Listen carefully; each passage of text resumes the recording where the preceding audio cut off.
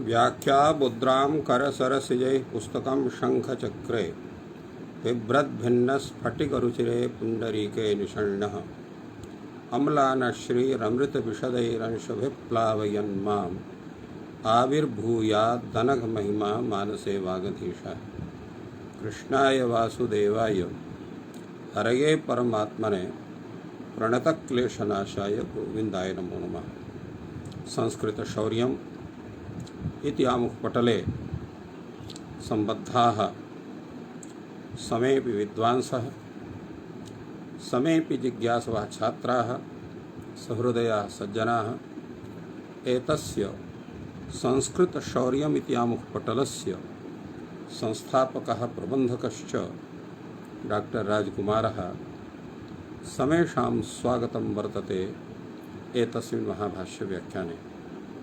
मान्याः, साम्प्रतं महाभाष्यस्य पञ्चमाध्यायस्य द्वितीयपादस्य व्याख्यानं चलति।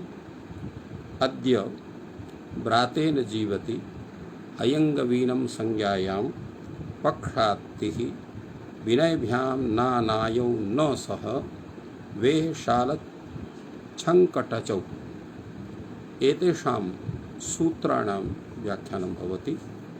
यथा भवन्तः जानन्ति, व्याख्यानस्य क्रमः पूर्वं काशिका ग्रन्थमाध्यमेन सूत्रविचारः, अनन्तरं महाभाष्यदृष्ट्या व्याख्यानं भवति।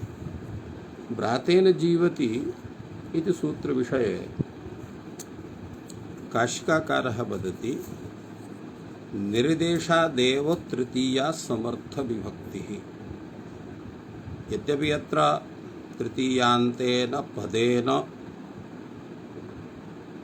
अत्र प्रत्ययविधानं भवति इति तादृशः निर्देशः नास्ति, किन्तु अत्र व्रातेन इति यत् तृतीयान्तं पदं निर्दिष्टं तेन ज्ञायते यत् तृतीयान्तं प्रातिपदिकमेव अत्र ग्राह्यं वर्तते। व्रात शब्दात् तृतीया समर्थात् जीवति इत्यस्मिन् अर्थे अत्र खञ् प्रत्ययः भवति। अत्र व्रातो नाम किं, व्रात शब्दस्य किं तात्पर्यं भवति? व्रातेन जीवति इत्यत्र व्रात शब्दस्य कः अर्थः इति विषये काशिकाकारः वदति, नानाजातीयाः अनियतवृत्ताः उत्सेधजीविनः संघाः व्राताः। यतोहि यस्य यादृशं कार्यं शास्त्रैः निर्दिष्टं वर्तते तत्तत् शास्त्रविहितकर्म विधातारः ते तत्र नानाजातीयाः जनाः अनियतवृत्तयः। अनियतवृत्तयः इत्युक्ते तस्य किं तात्पर्यं? तत्र यदा शास्त्रनिर्दिष्टेनैव स्वकीयेन मुख्येन कार्येण जीवननिर्वाहः भवति तर्हि तत्र नियतवृत्तयः भवन्ति। कदाचित् तया वृत्त्या न निर्वाहः जीवनस्य परिवारस्य च, तर्हि वृत्त्यन्तरेऽपि प्रवृत्तिर्भवति इति कृत्वा अनियतवृत्तयः इत्युक्तं वर्तते। उत्सेधजीविनः, उत्सेधजीविनः इत्यत्र तात्पर्यं भवति उत्सेधः शरीरं, शरीरजीविनः अर्थात् शरीरमाध्यमेन स्ववृत्तिविषयकार्यविधातारः इति तात्पर्यं भवति। संघाः, समूहाः ते व्राताः कथ्यन्ते। उत्सेधः शरीरं तदा यस्य ये जीवन्ति ते उत्सेधजीविनः, तेषां कर्म व्रातम् उच्यते। तेन व्रातेन जीवति इति व्रातीनः। अत्र व्रात शब्दादेव अत्र खञ् प्रत्यये कृते सति व्रातीनः इति रूपं जायते। तेषामेव व्रातानाम् अन्यतमः उच्यते। अन्यस्त्वन्यः तदीयेन जीव तत्र नेष्यते। अत्र ब्रात शब्दस्यैव तत्र ग्रहणं भवति, ब्रात विशेषस्य तत्र ग्रहणं न भवति इति कृत्वा ब्रातेन जीवति, ब्रातीन इत्येव भवति। अध्यापनेन अध्यापनीनः, वाणिज्येन यदि वाणिज्यिनः एवं रूपेण तत्र प्रयोगाः न भवन्ति किल, एकदम ज्ञातव्यं वर्तते। तो एवं काशिका ग्रन्थे एतस्य सूत्रस्य विचारः सञ्जातः। भाष्यकारः अत्र किं वदति तावत् विचारणीयं वर्तते। भाष्यकारः कथयति ब्रातेन जीवत् इत्युच्यते, किं ब्रातं नाम। भवान् ब्रातेन जीवति इति उच्यते। ब्रात इति शब्दः सामान्येन सामान्यार्थबोधकत्वेन अप्रसिद्धः इति कृत्वा किं ब्रातं नाम इति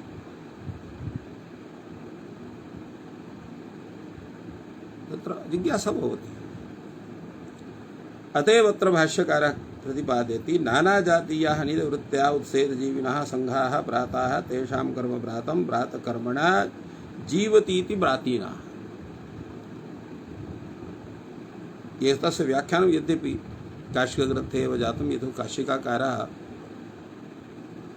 भाष्यं कैयट व्याख्यानं चादाय स्वकीयं व्याख्यानं वदति। तो नाना जातीयाः इत्युक्ते एकजाति क्षत्रियादिसंघो निराकरणं वर्तते, अतः नाना जातीयः इत्युक्तं वर्तते। अनियतवृत्तयः, नियतवृत्तिः आयुधजीविसंघ निषेधः। अनियतवृत्ति इत्युक्ते तत्र जातीय तत्र नियत आयुधजीवी संघ निषेधः। ये आयुधजीविनः सन्ति तेषां संघस्य निषेधः भवति, अतएव अत्र अनियतवृत्तयः इत्युक्ते। उत्सेदजीविनः इत्यस्यापि उत्सेदः शरीरम् इति पूर्वमुक्तम् आसीत्। कैयटः अपि तादृशं व्याख्यानं भवति, उत्सेदः शरीरं तत् आयासेन भारवहनादिना जीवन्ति न तु बुद्धिवैभवेन। अर्थात शरीरेण कार्यं विधाय ये स्वकीयं जीवनं निर्वहन्ति त एव उत्सीदजीविनः। ये च बुद्ध्या कार्यं कुर्वन्ति ते उत्सीदजीविनः न भवन्ति। तेषां कृते ब्रातीन इति प्रयोगः न भवति। तो शरीरं यद् तद् आयासेन भारवहनादिना जीवन्ति न तु बुद्धिवैभवेन इत्यर्थः। भ्रातानां कर्म इति अतएव निपातनात् अत्र छं बाधित्वात् अणविहितः वर्तते। तेषामेव अन्यतमः ब्रातीनः उच्यते। यस्तु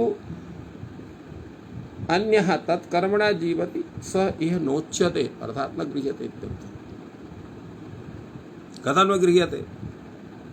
अनभिधानात्। तादृश प्रयोगाणां क्वचिदपि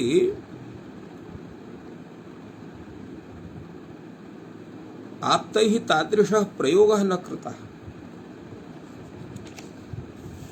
यत्र शिष्टैः तादृशः प्रयोगः कृतः भवति तस्यैव आन्वाख्यानं व्याकरणं विदधाति।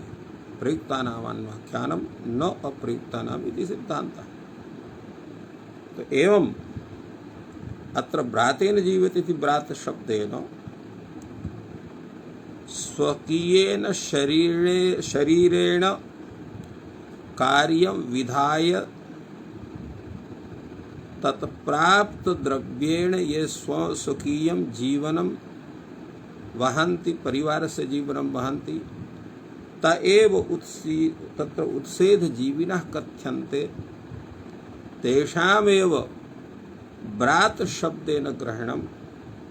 तो ब्रातेन जीवति इति ब्रातीनः इति प्रयोगः, तदर्थम् एतत् सूत्रं वर्तते। इत्थं भगवता भाष्यकारेण एतस्य व्याख्यानं विहितम्। अग्रे तावत् सूत्रं वर्तते हय्यङ्गवीनं संज्ञायाम्। हय्यङ्गवीनं संज्ञायाम् इति सूत्र विषये काशिकाकारः वदति हय्यङ्गवीनम् इति निपात्यते संज्ञायां विषये। हय्यङ्गवीनम् इति निपातनात् सिद्धिर्भवति। तत्र प्रश्नः भवति हय्यङ्गवीन इति ख प्रत्ययान्तस्य निपातनेन सिद्धस्य शब्दस्य संज्ञावाचकस्य का प्रकृतिः कश्च प्रत्ययः। अत्र काशिकाकारः वदति यद्यपि अयं विचारः मुख्येन भाष्ये आगतः किन्तु काशिकाकारेण अपि विचार्यते इति उच्यते। ह्यो गोदोहस्य हियङ्गु इत्यादेशः। ह्यो गोदोह इति मुख्यः शब्दः। ह्यो गोदोहस्य विकारः। ह्यो गोदोहस्य विकारः इति विग्रहः। अत्र विकारार्थे खय प्रत्ययः भवति। तेन ह्यो गोदोहस्य विकारः इति विग्रहे निपातनात् अनेन सूत्रेण ह्यो गोदोह इति प्रकृतेः स्थाने हियङ्गु इति आदेशः भवति।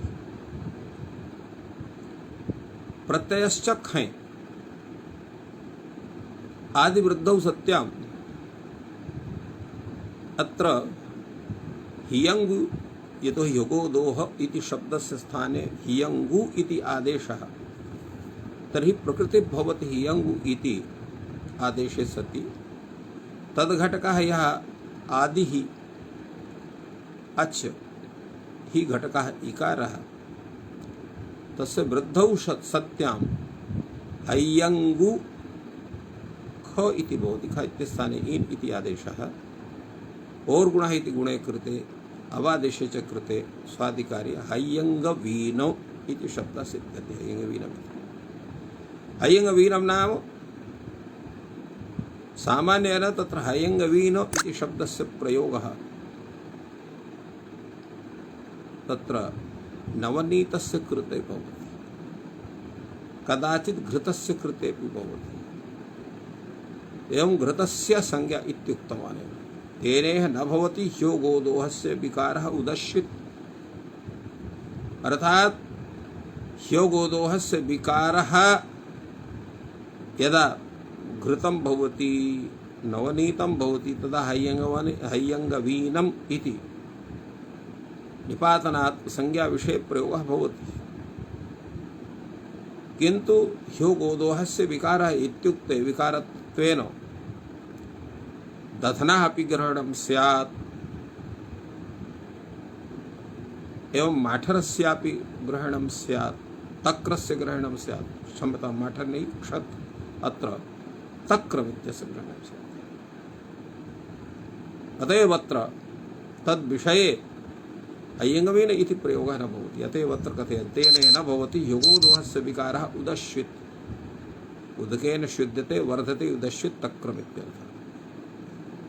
एवं व्याख्यानं काशिकाकारेण एतत् सूत्रस्य विहितं। भाष्यकारः अत्र विषये वदति हय्यङ्गवीनम् इति किं निपात्यते।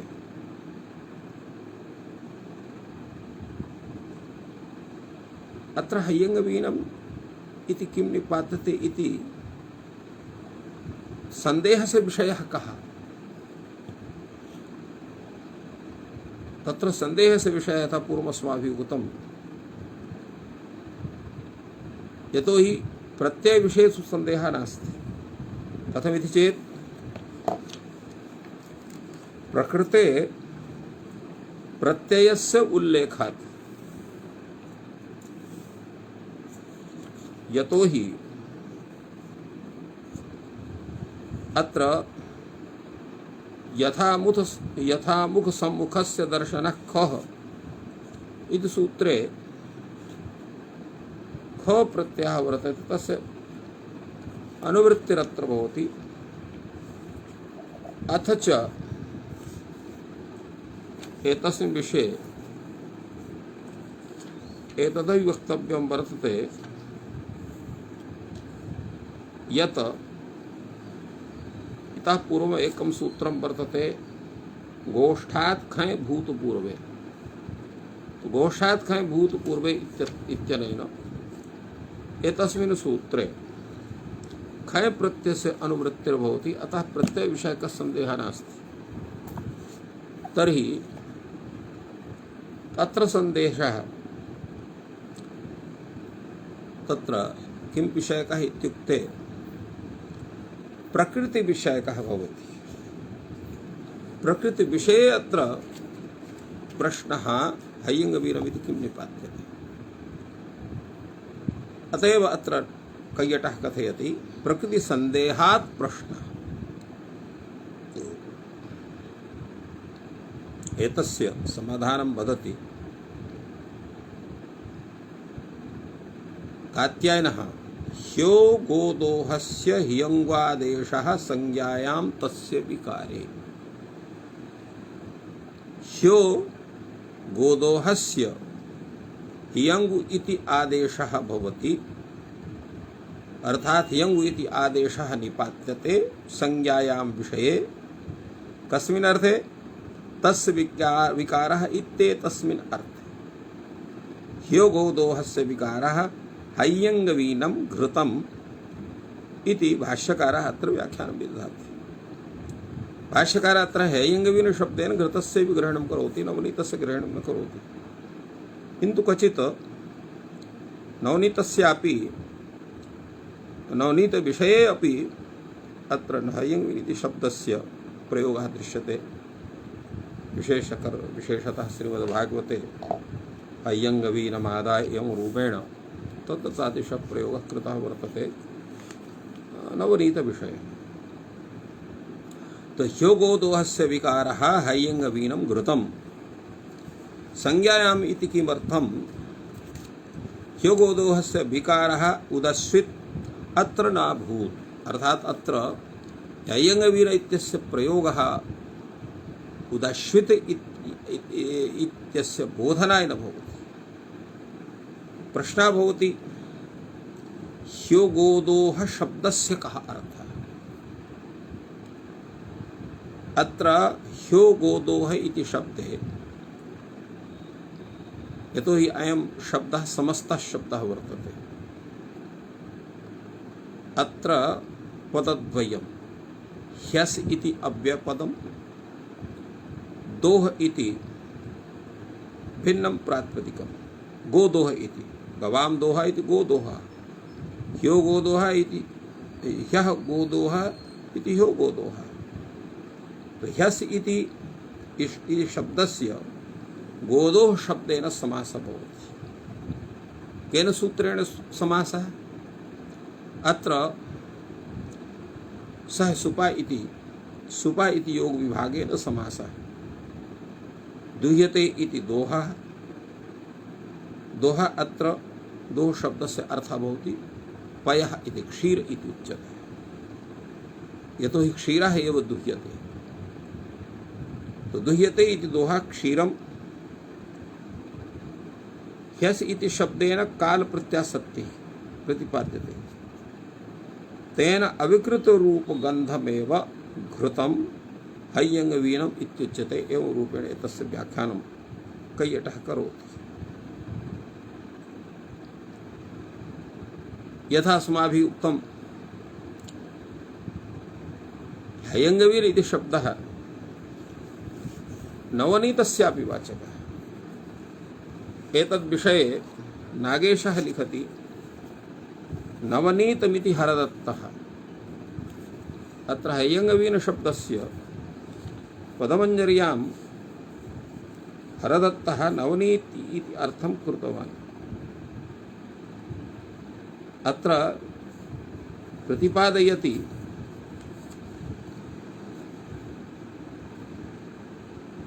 अत्र हरदत्तः दुह्यते इति दोहा क्षीरं, गोः दोहा गोदोहा इति षष्ठी समासः, यह शब्दस्य सुसुपा इति समासः ततः विकारे अनुदात्तलक्षणः अत्र खञ् भवति। घृतस्य एषा संज्ञा इति सर्वे कथयन्ति एव।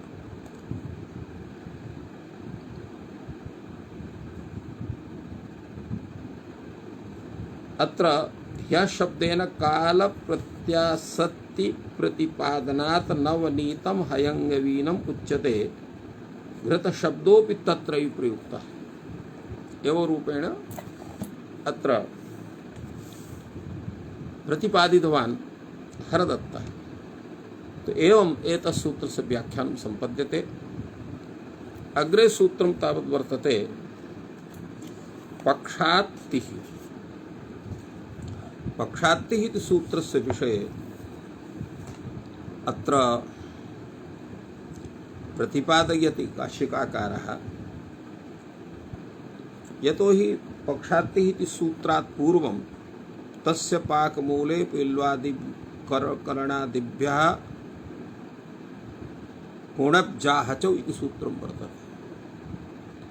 तस्मात् सूत्रात् तस्य इति षष्ठ्यन्तस्य पदस्य अनुवृत्तिर्भवति पक्षात्तिः इति सूत्रे। तेन षष्ठ्यन्त्यात् शब्दात् अर्थात् षष्ठ्यन्तात् पक्ष शब्दात् तत्र मूले भिधे तिः प्रत्ययः भवति। मूलग्रहणम् अनुवर्तते न पाकग्रहणम्। यतोहि अत्र तस्य पाकमूले पिल्वादिकरणादिभ्यः कोणब्जाहचौ इति सूत्रे पाकार्थे मूलार्थे उभयोः ग्रहणं वर्तते। पाकमूले इत्युक्तं वर्तते। अत्र मूलम् अनुवर्तते, पाकं न अनुवर्तते। अतः मूल विषये अत्र अयं प्रयोगः भवति। एक योग निष्ठानाम् अपि एकदेशः अनुवर्तते। पक्षस्य मूलं पक्षतिः प्रतिपत्। पक्षस्य कृष्णपक्षस्य शुक्लपक्षस्य मास अवयवस्य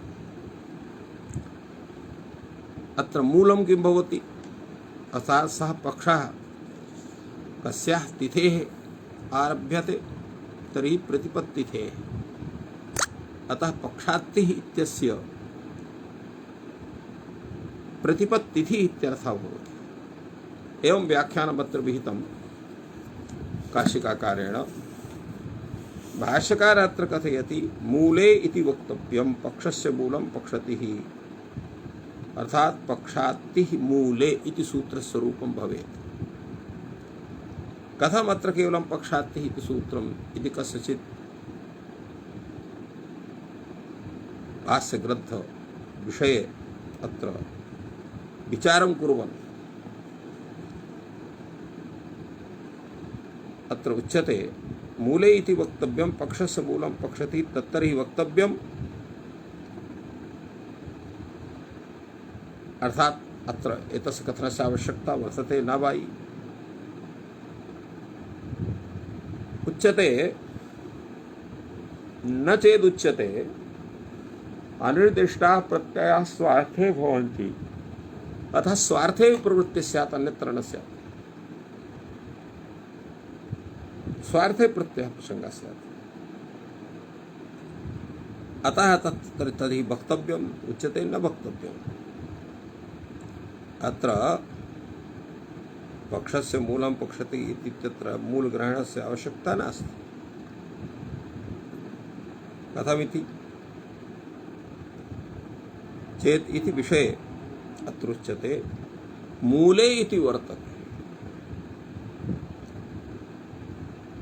मूले इत्यस्य अनुवृत्तिर्भवति। कस्मात् सूत्रात् अनुवर्तते? क्व प्रकृतं यस्मात् अनुवृत्तिः स्यात्? उच्यते तस्य पाकमूले पिल्वादिकरणादिभ्यः कोणब्जाहचौ इति सूत्रं वर्तते। पाकमूले इति उक्तं वर्तते। मूले इत्यस्मात् मूले इत्यस्य अनुवृत्तिर्भवति। यदि तदनुवर्तते पाकोपि पाकेपि प्राप्नोति। एक योग निर्दिष्टानां सहैव प्रवृत्ति सहैव निवृत्ति पाकमूले इति सहैव पठितं। तेन मूले इत्यस्य अनुवृत्तिर्भवति तर्हि पाकस्यापि अनुवृत्तिः स्यात्। यथा मूले अर्थे प्रत्यय तथा पाकार्थे प्रत्यय स्यात्। तो यदि तदनुवृत्ते पाको भी प्राप्नुत अर्थात पाक इत्यस्यापि अनुवृत्ति स्यात्। तो मूल इत्यनुवर्तते पाक इति निवृत्तम् अत्र भाष्यकारः प्रतिपादयति। अर्थात मूले इत्यस्य अनुवर्तनं तु भवति, पाक इत्यस्य अनुवृत्तिर्न भवति, पाक इत्यस्य निवृत्तिः। अत्र भाष्यकारः प्रतिपादयति। कथं पुनः एक योग निर्दिष्टयोः एकादेशः अनुवर्तेत एकादेशः वा निवर्तेत। एक योग निर्दिष्टानां सही प्रवृत्ति सही निवृत्ति इति नियमः। अत्र पाक मूले इति योगेन पठितौ, अत्र उभौ अपि शब्दौ पठितौ वर्तेते। तो योग निर्दिष्टयोः अनयोः पाक मूलयोः केवलं मूल इत्यस्य अनुवृत्ति स्यात्, पाक इत्यस्य न स्यात् इति न भवितुमर्हति। कथं पुनः एक योग निर्दिष्टयोः एकादेशः अनुवर्तेत एकादेशः निवर्तेत इति। यतो हि सिद्धान्तस्तु अयमेव वर्तते योग निर्दिष्टानां सही प्रवृत्ति सही निवृत्ति इति। भाष्यकारः कथयति एतद्विषये अपरोप नियमः वर्तते। कश्च नियमः?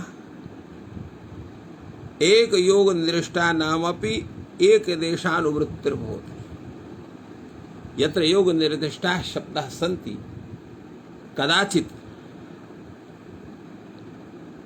इष्टप्रयोग सिद्ध्यर्थम् एकदेशस्यापि क्वचित् अनुवृत्तिर्भवति। अतः परिभाषा क्वचित् एकदेशोऽपि अनुवर्तते इति परिभाषा वर्तते। एकदेशस्यापि अनुवृत्तिर्भवति।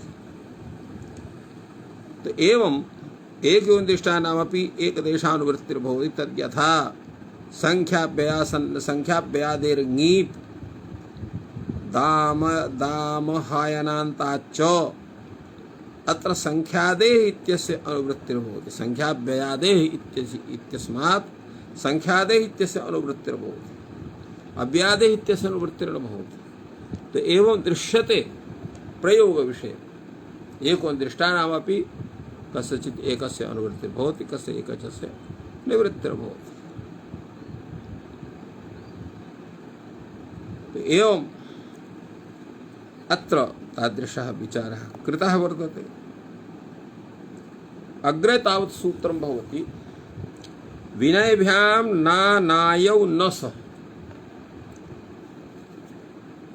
तो विनयभ्यां नानायौ न सः इति सूत्र व्याख्यानं कुर्वन्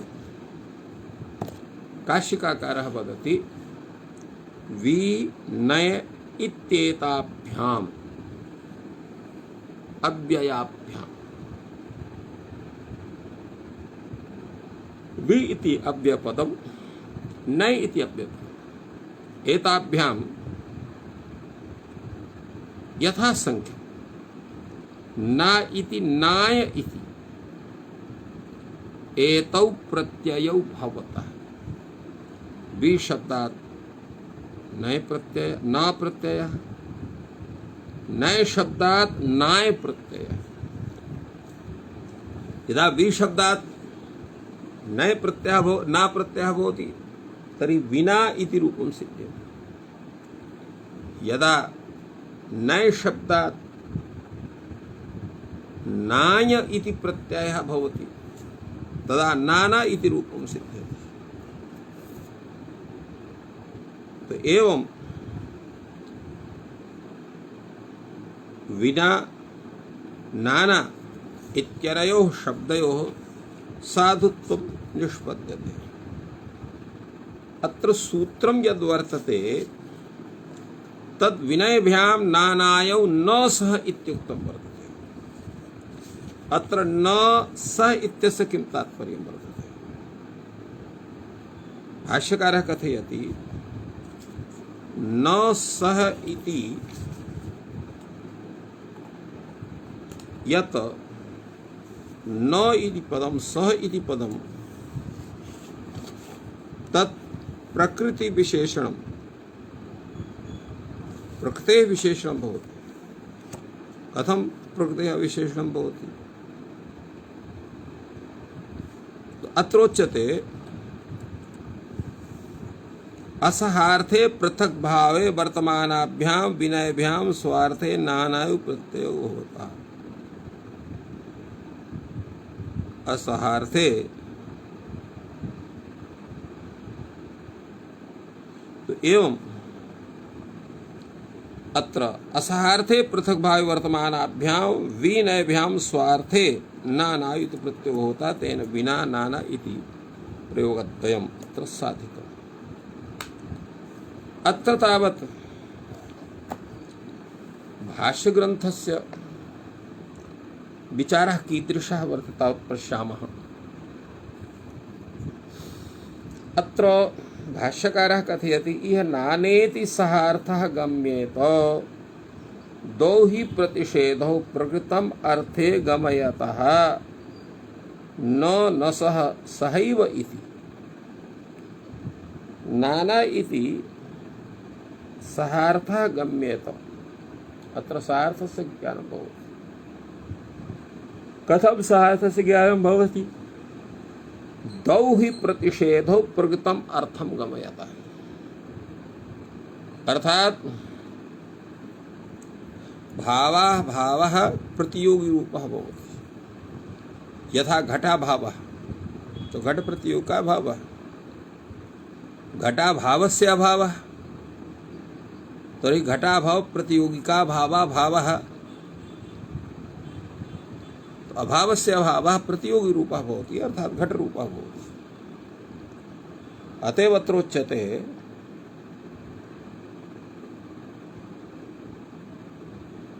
अत्रोच्यते यत् इह नाना इति सहार्थौ गम्येत द्वौ प्रतिषेधौ तत्र एवं द्वौ हि प्रतिषेधौ प्रकृतम् अर्थं गम्येत न सह इति सहैव इत्यर्थः।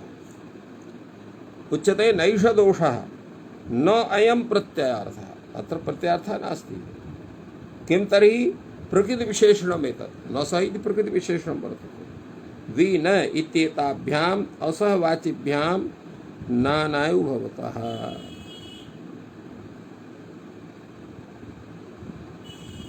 तो एवं अग्रे तावुच्यते नैष दोषः नायं प्रत्ययार्थः। अयं प्रत्ययार्थः नास्ति। किं तर्हि प्रकृतिविशेषणमेतत्। तत् प्रकृतिविशेषणं वर्तते। वि न इत्येताभ्याम् असहवाचिभ्यां नानायु भवतः। विनय इत्यस्मात् शेषाभ्याम्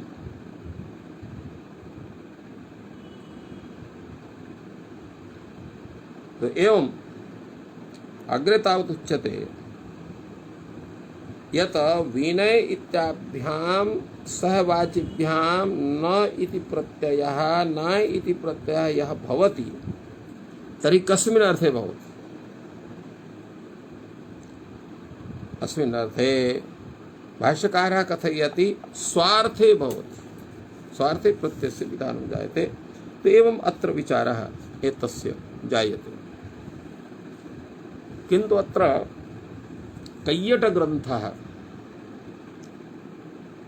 अतीव शोभनः वर्तते। अतः कैयटग्रन्थोऽपि अत्र विचार्यते। सहार्थो गम्येत इति प्रतीकमादाय कैयटः कथयति न सह इति प्रत्ययार्थ निर्देशं मन्यते प्रकृत्यर्थेन प्रत्ययार्थः विशेषणीयः ततः प्रतिषेधस्य प्रतिषेधात् विधिना भाव्यम इति एतस्य विचारः जायते।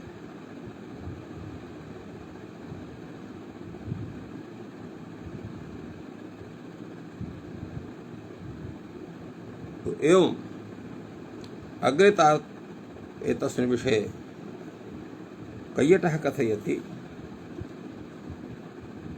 नायम् इति।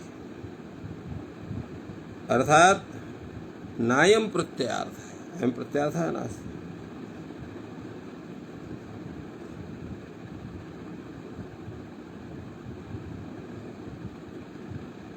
तो एवं अग्रे उच्यते कैयटेन लोक प्रसिद्धार्थानां शब्दानां इह साधुत्वान्याख्यानात् लोके च नाना शब्दस्य पृथक् भावाभिधायित्वात् न सः इति प्रकृत्यर्थ निर्देशः यद्येवं हि सः इत्यनेन प्रत्ययार्थः निर्देश्यः विनयोः प्रतिषेधार्थकत्वात् विगार्धवरथिक इत्यादौ एवं तावत् लोके च नाना शब्द से पृथक भावाभिधायित्वात् न सह इति प्रकृत्यर्थ निर्देशः यद्येवं सह इत्येव प्रत्ययार्थः निर्देशः विनयोः प्रतिषेधार्थत्वात् विगारारव भर तत्र एवं उच्यते कैयटेन एतत् विषये यद्येवं सह इति प्रत्ययार्थः निर्देशः विनयोः प्रतिषेधार्थत्वात् विगार्धभरथिक इत्यादौ विषशब्दस्य गुणप्रतिषेध वृत्तित्वदर्शनात् नैतदस्ति क्रियावाचिनोऽपि विशब्दात् सहार्थे प्रत्ययः विज्ञायेत विगतौ सह विकृतौ सह इति तात्पर्यं तस्य भवति यह तु विना देवदत्तेन नाना देवदत्तेन इति अस्य असत्वभूतार्थस्य व्यतिरेक हेतुत्वम्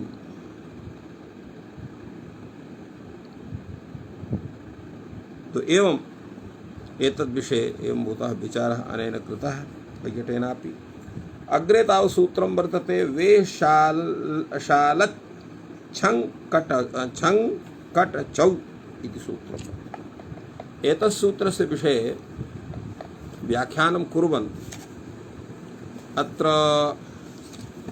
काशिकाकारः वदति यत् वि इति शब्दात् शालच प्रत्यय शङ्कटच इति प्रत्यय द्वौ प्रत्ययौ भवतः अत्र ससाधन क्रियावचनात् उपसर्गात् स्वार्थे प्रत्ययौ भवतः ससाधन क्रियावाचनात् साधनानां कारकं तो सकारक क्रियावाचकात् उपसर्गात् स्वार्थे प्रत्ययः भवति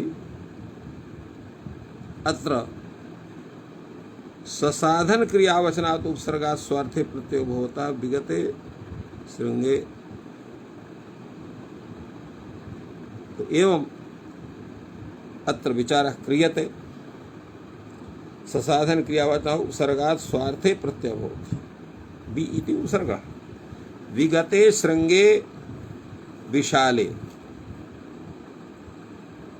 तो विगते शृंगे यस्य सह विशालः अल्ल श्रृंगरहित इत्यर्थः एवमेव विशङ्कट इति भवति शङ्कट इति प्रत्ययः तस्मात् योगात् गौरपि विशालः भवति विशङ्कटः भवति परमार्थतस्तु गुणशब्दाः एते यथा कथञ्चित् व्युत्पाद्यन्ते नात्र प्रकृति प्रत्यार्थयोः अभिनिवेशः इत्येवं रूपेण अत्र काशिकाकारः प्रतिपादितवान्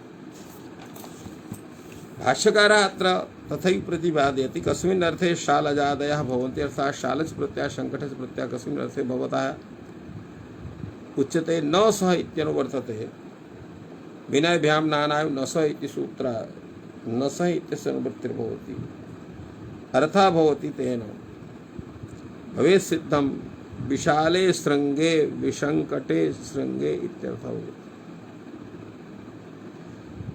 अत्र अग्रे उच्यते इह खलु संकटम इति संगतार्थः गम्यते प्रकटम इति प्रत्यार्थो गम्यते उत्सकटम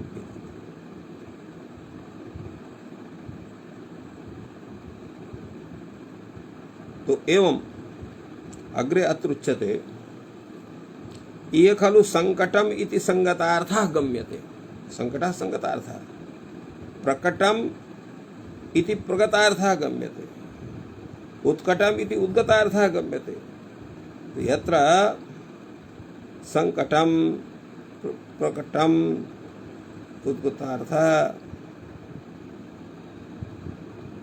तो एवं यदा उच्यते तस्मिन् विषये भाष्यकारः समाददाति एवं तर्हि साधने शालजादयो भवति। साधन विषये किं वक्तव्यमेतत् उच्यते नहि कथम् अनुच्यमानं गंस्यते अकथितस्य कथं ज्ञानं स्यात् उपसर्गेभ्यः इमे विधीयन्ते एते प्रत्यय उपसर्गेभ्यः विधीयन्ते उपसर्गाश्च पुनः रेवात्मकाः यत्र कश्चित् क्रियावाची शब्दः प्रयुज्यते तत्र ते क्रियावाचकत्वम्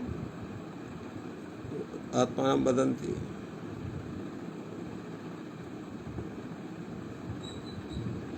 अग्रे तावत् उच्यते यत्र हि न प्रयुज्यते ससाधनां तत्र क्रियाम् आहो। यत्र च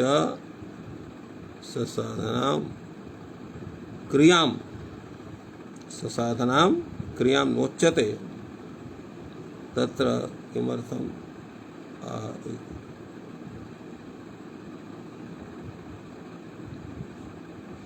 अग्रे तावत् उच्यते यत्र न प्रयुज्यते ससाधनां तत्र क्रियाम् आहुः एते उपसर्गेभ्यः विधीयमानाः ससाधनायां क्रियायां भविष्यन्ति इति प्रतिपादितवान् भाष्यकारः। अग्रे तावत् पुनः प्रश्नः भवति एवमपि भवेत् सिद्धं विशाले शृङ्गे इदं तु न सिद्ध्यति विशालः विसङ्कटः इति न स्यात्। भाष्यकारः समाददाति एतदपि सिद्धं कथम् अकारो मत्वर्थीयः अर्थात् अर्षादिभ्यो अच् इति सूत्रेण अत्र अकारः अप्रत्याभूतः विशाले अस्य स्तः इति विशालः विसङ्कटे अस्त अस्य भवतः इति विसङ्कटे अत्र शास्त्रे